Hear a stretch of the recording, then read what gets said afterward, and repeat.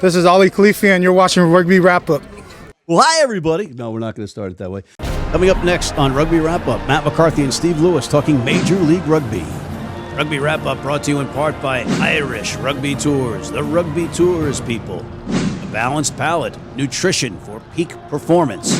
AFIA Sports Training Group, and Pig and Whistle on West 36th Street, the world's best rugby pub.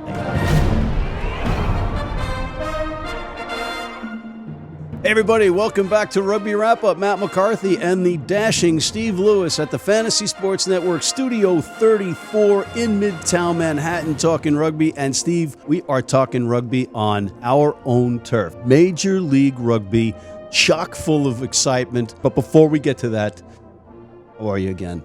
Excellent. All right, good. Now that we're all caught up. Every match, a tight match.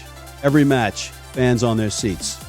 Different geographies, different climates, different elements of Mother Nature, but all exciting, good rugby. I was in Seattle. You were here in New York. I was. All right, so did you go to the watch party? Did. At the Pig and Whistle? At the Pig and Whistle.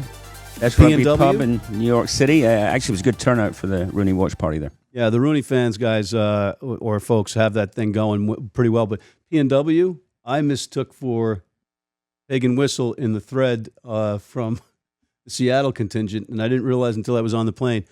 It's not P&W, Pig and Whistle, that's Pacific Northwest. Interesting note. It's that too.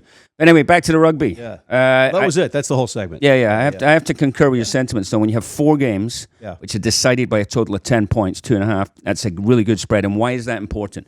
That's important because it makes for a competitive product. It makes fans interested. People want to come back the next week. There's no blowouts, particularly when you have 2 new teams coming in. There's a concern either they're not up to it or they're too good. It looks like they're fitting right in. So fantastic for the league as a whole. The product looks good in week 1, and we're looking forward to week 2. And here's something that I noted. Well, there's a couple of ththings, but there could have been blowouts, and that some of these matches were forming 15-0 that New York was up on San Diego in San Diego, 24-7 at halftime. NOLA was on top of Toronto. Those games could have been really out of hand, and they weren't. They were a credit to both teams that made those games exciting and kept the fans on their seats and give you impetus to watch them next week thinking, okay, they ironed out some kinks. Agreed. Wow. Okay. There's a pig. I just said all that. Did you just say that? All right, then I'll cut it out. Okay, good. All right, so let's which one do you want to start with, Steve? Let's start with New York, hometown team. Long time coming, right? Professional rugby in New York. First game out there. Obviously, they've had some issues, weather here and training this time of year, putting a team together. So it was their first time on the field in anger, firing live bullets and dominated early. But a guy named Lou Stanfill with 3 World Cups as a part-time player, their team is down a man, and he just steps it up a notch. He's all over the pitch. They roar back with 16 unanswered points. But then it's like a heavyweight bout. Somebody gets knocked down, somebody comes back. New York lets up 16 unanswered points, but then a great chip and chase, a chip and collect by Connor Wallace-Sims off of great passes from Luke Hume and Ben Foden gets them into a penalty kick situation, even though they're down a man because Matt Houston got sent to the bin. Cahal Marsh kicks it, stellar player, and just a great match. But then coming storming back is the Legion. So you've had this back and forth, and then it leads to that pivotal try, that pivotal penalty try that I know has probably got your attention. You're a fan of referees. You can get down to the specifics of the hand, but in this day and age, this season, and the last season, referees are specifically looking to this, and they're going to give the benefit of the doubt to the attack, as they should. So really, as a coach these days, if you don't go with it for 2 hands, you can forget it. It's penalty try, it's yellow card, possibly red card. In fact, penalty try ought to be one or the other. I think there's some other things out of the game. So it was interesting to see Lou Stanfill come back. Also Mike Petri, after years of sort of retirement out in the wilderness, both performed pretty well, I thought. 6 World Cups between the 2 of them. Yep. So I thought they went well. Obviously that back 3 sevens connection, Matina, Wallace-Sims and Luke Hume, who played well early before picking up a cartilage injury. So they went well. And I think, Mike Toglin's got to be happy, right? An away win. Yeah, and you got some interesting plays that stood out for me. Just, we're seeing on the talent level, Ross Deacon taking a box kick over his shoulder, racing upfield, throwing laterally in full stride, a 15-yard strike on the run that sets up. Is that how you pass? I don't pass. You can obviously tell. Clearly. Right, yeah. I never passing's not for me. But that Anyway. was stunning. Exceptional skills from a number 8 in the open field. You also had some great play in the lineup. Hang on a minute. These guys are professionals. They're paid to play rugby. I'm not used to it though. They on should this have side these of the skills. pond, man. This is what I'm trying to talk about. This is all selling point. You get Nate Brakely taking a line out off a great throw in from Anthony Perry with one hand. One hand. That's great stuff. Okay, all right, but it was you got the Battle of the Jesuits as a subplot. Northern California Jesuits from Jesuit High School versus Petri from Xavier High School in New York City, and Petri became man of the match in that one. Religion and rugby don't mix. All right, there you have it. Let's move on to the next segment. No, all right, so man of the match, Petri. You had the grit ingredients. No, not my man of the match. No, he was the man of the match. Well, he was the man of the match as per Hightower and Dallin. So Fair who enough. was your man of the match? Joe Peterson. San Diego fly half. Looks very tasty. Great run. He's the player of the week for me. Yeah. I knew nothing about him. I thought he was great. Well, I have a different player of the week, but we are allowed to disagree or weigh in. But one interesting little thing, side note, you guys, because you got all kinds of subplots. John Quill, Lou Stanfill, roommates on the road for the Rugby World Cup, loved to hate each other. They would get into it at practice, but then they had a room together, and you saw a little back and forth between the two of them. And Lou Stanfill and John Quill are those guys with an edge that you want on your team. They're the grit. They have that hard edge, and if you don't have them on your team, you don't want to play against them. True. Hard men both. All right, Steve, we're getting the move along on to the next segment. So,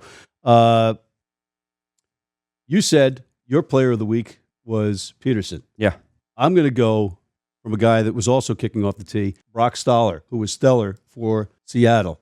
Guy was all over the pitch as a wing, but he made some key kicks, and it brings us to the point where, okay, you had a match that was won 20-18 in front of a completely raucous, unbelievable crowd at Starfire Stadium in Seattle. They've done such a great job up there. But with someone of your haute couture and exquisite etiquette in all aspects of your champagne socialistic lifestyle, are you okay with people booing and making noise when the kicker is lining up, the opposing kicker? Haute couture is, dress sense. I know. Well, look at you. I think you're referring to etiquette. I'm referring to both. I did clearly say right, both. so there's a couple of different schools of thought here, right? So the traditional rugby school of thought is respect for the opposition, respect for the kicker. So, for instance, somewhere like Munster, where they take it to religious levels, if you cough there accidentally, they will arrest you. So it's considered an insult, and that's to both sets of players, so they don't make a noise. I'm actually okay with this because, and then there are other environments in professional rugby and elsewhere where it's all on, right? I think each venue, each crowd develops its own character. Seattle are comfortably either selling out, they've got a great atmosphere, and they are rowdy and are raucous.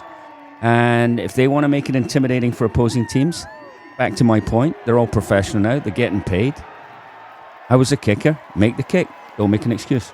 Yeah, and you've been without mercy on that aspect of it. But I asked Brock Stoller after the match what he thought about it, whether he liked the noise or not. He actually likes it when it's noisy rather than quiet. The pressure bigger kicks. Yeah. Oh, that was probably the quietest I've ever seen, or you've probably ever seen at a game for a kick. I was just picturing myself, in a comfortable spot back in Australia when I was practicing a lot, and that's all I was thinking about and had a smile on my face. It's crazy, but you say it's as quiet as you've seen. Mm-hmm. Not if you're the number 10 for the other side. No, it's actually not that bad when it is loud, because then it's just like, it's just you and the kick and no big deal kind of thing. It's a little more eerie when it is quiet like that, but just you got to embrace the experience. That's interesting. So it's more difficult for you when it's quiet. I think so. If you ask a variety of kickers, I think most of them would say if the peak quietness, trying to stay in that zone, stay slow, not rush yourself, get ahead of yourself. It's probably a little more tough when it's quiet. I didn't ask Will McGee, who had a bit of a difficult night from the tee, but if I had asked him, he'd be damned if he did and damned if he didn't answer that one, because after he missed one of the kicks with the Seattle fans making noise, they were going to make noise the rest of the match. It doesn't matter whether management says, hey, that's not a good idea. wind that up with the kicking thing and then go. Yeah, I mean, so one other thing, probably on the next set and the next when we discuss the next game, the best kicking performance of the weekend was Sam Windsor for Houston, who's 7 out of 7, got them a victory, 21-20. So with regard to kicking, he was impressive. All right, so let's segue from the tee. Let's go to Sam Windsor, who had that stellar game in that monsoon down in Austin. Yeah, it wasn't one for the purists. Austin's home opener, nice venue though. The Dell Diamond is good. Miserable night, lots of rain, and it certainly affected the quality of the game. Toe-to-toe, Austin, Houston, Texas, bit of local derby, I suppose. And at the end of the day, Windsor pulled it out with an immaculate kicking performance. Yeah, and that was something that I didn't see as a win. I thought Houston would definitely lose to Austin. Kudos to Fitzy and that team for pulling that one out. And, Austin's going to struggle, I think. Yep, week one. But, I think both the Texas teams might struggle.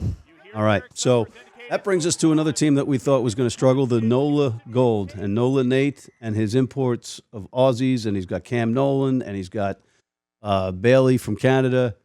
They pulled it out. In another one that was up and down, a seesaw battle of sorts in New Orleans. Yeah, I didn't think New Orleans would struggle. I thought they had probably one of the better off seasons in terms of filling in gaps that they had, which was up front. And as you say, Cam Dolan, number 8, influential. Kyle Bailey, Canadian flanker, playing well against all his countrymen. They looked sharp off the bat. I mean, they looked good. The passing was good. It was crisp. The handling, they were threatening, and they dominated the game early. They looked really sharp to me. Yeah, you had that. You had the Aussie imports, Con Foley and Scott Gale, who was on the show last week. They seemed to play well together. They know each other for a long time, and that freed up Elof at fullback, and he had a good match. Yeah, JP's a good player. Tim Open did well on the right wing too. I actually not sure Gale's a fly half. I thought that some of his kicking from hand, maybe just a bit rusty. Good player. Not sure he's a 10. Foley was good. So, yeah, New Orleans, they're better. They are better. They raced off to a 24-7 lead and then almost blew it, but they didn't blow it because Tristan Blewett, who was named as man of the match, had a great performance. That's very good. Well done. Thank you. Completely off the cuff. As Mark Twain said, quoted by George Hook, it takes him 3 weeks to come up with an off-the-cuff remark. Exactly. That was a good one. Well done. Okay, thank you. All right. But we are running out of time again, Steve. So how about Toronto? Toronto, they'll be disappointed, right? I was expecting a little bit more from them. I thought they were rusty. I thought their midfield defense, they got too constricted early on. They got beaten wide. Sort of fixed it at halftime, made some adjustments clearly, and came back and, made it a bit of a thriller towards the end. I think they'll get better. But I must say I was a little bit disappointed with them out of the gate. They did roar back in the second half. They had a great second half. And both those wingers, incidentally, are good. No one knows Lloyd and Moore, both good players. Yeah, so I think they'll be okay. I think they'll sort things out up north. But we are basically out of time in this segment, Steve, but we do have another MLR segment with owners James Kennedy and Pierre Arnaud of Rugby United New York. But on that note, on behalf of Steve Lewis, I'm Matt McCarthy for Rugby Wrap-Up, talking Major League Rugby in New York City, signing off.